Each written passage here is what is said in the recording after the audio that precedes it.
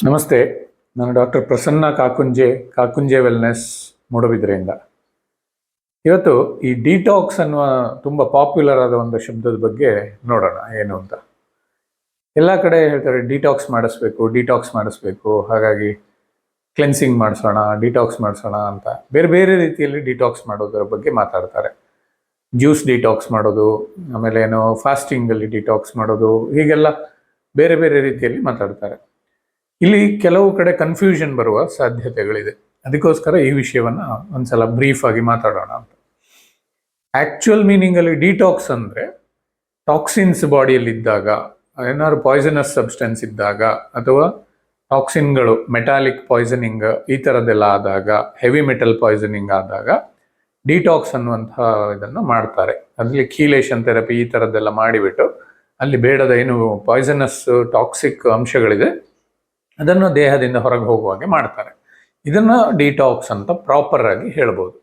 ಆದರೆ ಬೇರೆ ಬೇರೆ ಕ್ಲೆನ್ಸಿಂಗ್ ಪ್ರೊಸೀಜರ್ಗಳು, ನ್ಯಾಚುರೋಪತಿ, ಆಯುರ್ವೇದ ಇತ್ಯಾದಿಗಳಲ್ಲಿ ಮಾಡುವಂಥದ್ದನ್ನು ಡಿಟಾಕ್ಸ್ ಅಂತ ಜನಸಾಮಾನ್ಯರಿಗೆ ಸುಲಭವಾಗಿ ಅರ್ಥ ಆಗುತ್ತೆ ಅನ್ನೋ ಕಾರಣಕ್ಕೆ ಹೇಳ್ತಾರೆ. ಅಲ್ಲಿ ಟಾಕ್ಸಿನ್ ಅನ್ನುವಂಥದ್ದು ಇಲ್ಲದೇ ಇದ್ರೂ ಕೂಡ, ಈಗ ಉದಾಹರಣೆಗೆ ಆಯುರ್ವೇದದಲ್ಲಿ ಪಂಚಶೋಧನಗಳು ಅಂತ ಮಾಡ್ತೇವೆ. ಅದನ್ನು ಯಾಕೆ ಮಾಡ್ತೇವೆ? ಅಲ್ಲಿ ಟಾಕ್ಸಿನ್ ಇದೆಯಾ ಆ್ಯಕ್ಚುಲಿ ಅಂದರೆ ಟಾಕ್ಸಿನ್ ಅಂತ ಇಲ್ಲ. ಅಂದರೆ ಟಾಕ್ಸಿನ್ ಅಂದರೆ ಏನು? ವಿಷಕಾರಿ ವಸ್ತು, ಅದು ಹಾನಿಯನ್ನು ಉಂಟು ಮಾಡುವ ವಸ್ತು ಅನ್ನೋ ಅರ್ಥದಲ್ಲಿ ಬೇಕಾದರೆ ತಗೊಳ್ಬೋದು.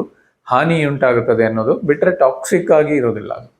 ಆದರೆ ಅದನ್ನು ಹಾಗೆ ಬಿಟ್ಟರೆ ಅದು ರೋಗಗಳಿಗೆ ಕಾರಣ ಆಗ್ತದೆ. ಹಾಗೆ ಟಾಕ್ಸಿಕ್ ಎಫೆಕ್ಟ್ ಅನ್ನೋದನ್ನು ಆ ಥರದಲ್ಲಿ ಬರ್ತದೆ ಅಂತ. ಉದಾಹರಣೆಗೆ ಆಯುರ್ವೇದದಲ್ಲಿ ಆಮ ಅನ್ನುವ ಕಾನ್ಸೆಪ್ಟ್ ಇದೆ. ಆಮ ಅಂದ್ರೇನು? ದೇಹಕ್ಕೆ ಬೇಡವಾದ ವಸ್ತು, ಅರ್ಧ ಪ್ರೋಸೆಸ್ ಆದಂಥ ವಸ್ತು, ಉಪಯೋಗಕ್ಕೆ ಬಾರದಂಥ ರೂಪದಲ್ಲಿರುವಂಥ ವಸ್ತು, ಅಪಕ್ವವಾದ ವಸ್ತು ಅನ್ನುವ ರೀತಿಯಲ್ಲಿ.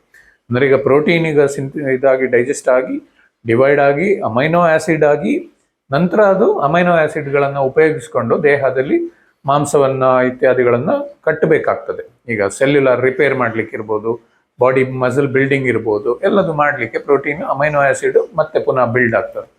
ಹಾಗೆ ಫೈನಲ್ ಪ್ರಾಡಕ್ಟ್ ಅಲ್ಲದೆ ಮಧ್ಯದಲ್ಲಿ ಇದ್ದದ್ದನ್ನು ದೇಹ ಉಪಯೋಗಿಸ್ಲಿಕ್ಕೆ ಆಗೋದಿಲ್ಲ. ಆಗ ಅದು ಅಪಕ್ವವಾದದ್ದು, ಆಮ ಅಂತಾರೆ.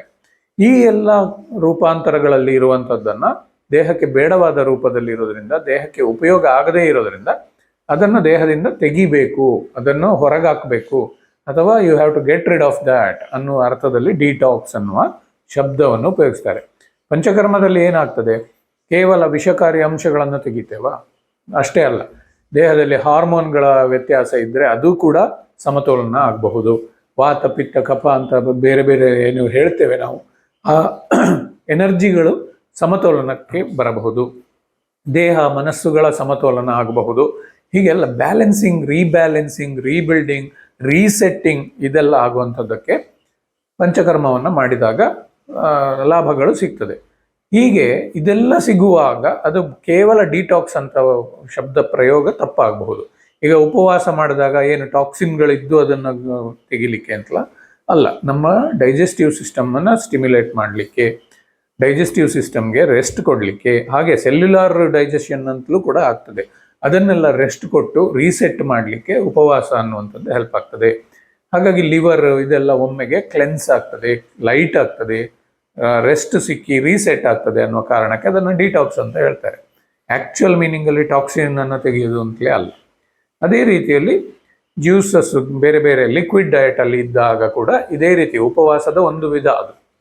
ಹಾಗೆ ಈ ಥರದ್ದನ್ನೆಲ್ಲ ಒಟ್ಟು ಸೇರಿಸಿ ಡಿಟಾಕ್ಸ್ ಅಂತ ಹೇಳ್ತಾರೆ. ಹಾಗಾಗಿ ಡಿಟಾಕ್ಸ್ ಅನ್ನೋದನ್ನು ನಾವು ಅರಿತುಕೊಂಡು ಯಾವುದು, ಎಲ್ಲಿ, ಯಾರು, ಯಾವಾಗ, ಹೇಗೆ ಮಾಡಬೇಕು ಅನ್ನೋದನ್ನು ಸರಿಯಾಗಿ ತಿಳ್ಕೊಂಡು ಸರಿಯಾದ ಎಕ್ಸ್ಪರ್ಟ್ಗಳಿಂದ ಅದರ ಗೈಡೆನ್ಸ್ ತಗೊಂಡು ಅವರ ಅಂಡರಲ್ಲಿ ಮಾಡಬೇಕು.